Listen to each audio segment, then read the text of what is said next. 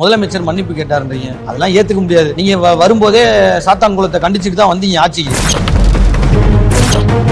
இந்த கேஸுக்காக தனிப்படை அமைக்கல, இது கேஸாவே முதல்ல ஃபைல் ஆகல. அந்த கஸ்டோடியல் டெத்துக்கு என்ன ப்ரொசீஜர் ஸ்டார்ட் பண்ணிருக்கீங்க? நான் கேட்டு வாக்குவாதம் பண்றேன். ஆளுங்கட்சியினர் வந்து அவனுக்குள்ள பிரச்சனை பண்றாங்க. நம்ம கூட அடிக்கிறதுக்கு அனுமதி கொடுத்தது யாரு?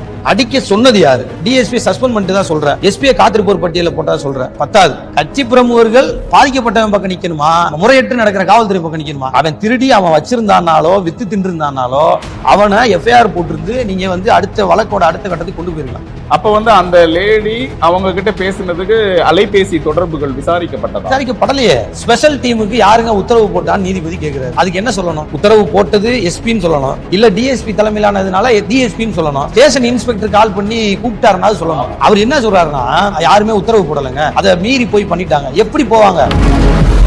ஒண்ணு வந்து தனிப்படை அமைச்சு தேடினாங்கன்னு சொன்னீங்க இல்லையா? தனிப்படையெல்லாம் இவங்க அமைச்சுலாம் இந்த கேஸுக்காக தனிப்படை அமைக்கல. ஏன் அப்படின்னா இது கேஸாவே முதல்ல ஃபைல் ஆகல. Okay okay okay. இதுல வழக்காவே இது வந்து ஃபைல் பண்ணப்படல, எஃப்ஐஆரே போடல. தனிப்படையினா எப்படி அமைக்கப்படணும்ன்றதுல இருந்து வரணும். இப்ப முதல்ல நீங்க தனிப்படைன்றதே நீங்க பாத்தீங்கன்னா, இப்ப டிஜிபியோட இன்னைக்கு சமீபத்தில் இன்னைக்கு வந்த செய்தியில வந்ததை பார்த்திருப்பீங்க. டிஜிபி வந்து தமிழ்நாட்டில் அங்கீகரிக்கப்படாத தனிப்படைகள் அனைத்தும் கலைக்கப்படுகிறது அப்படின்னு போறாரு.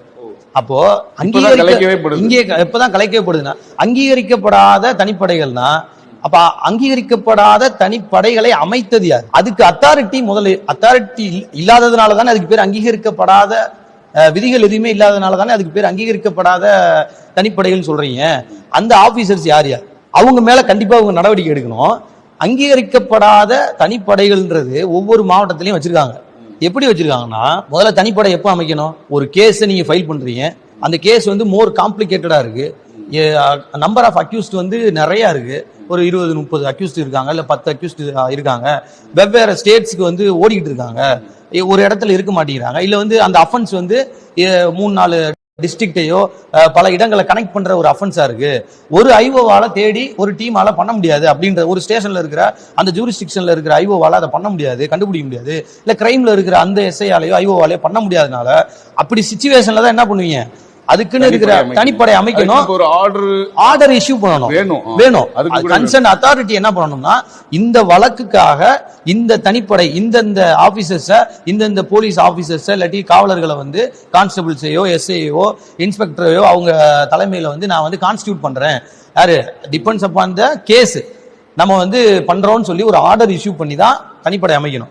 அந்த தனிப்படையும் அந்த வழக்கு முடிஞ்சிருச்சுன்னா அதோட அந்த தனிப்படையோட வேலை முடிஞ்சிருச்சு. ஆனா இந்த சிவகங்கை மாவட்டம், மதுரை மாவட்டம், விருதுநகர் மாவட்டம், தூத்துக்குடி, திருநெல்வேலி, சென்னை, திருச்சி, ஆல் ஓவர் தமிழ்நாட்டுல இவங்க என்ன பண்றதுன்னா, இந்த ஆபீசர்ஸ் எஸ்ஐ டிஎஸ்பி என்ன, எஸ்பி டிஎஸ்பி என்ன பண்றதுன்னா, இவங்க இஷ்டத்துக்கு இது அன்அபிஷியலா அபிஷியல்ஸை வச்சு உருவாக்கப்படுற ஒரு டீம் அது.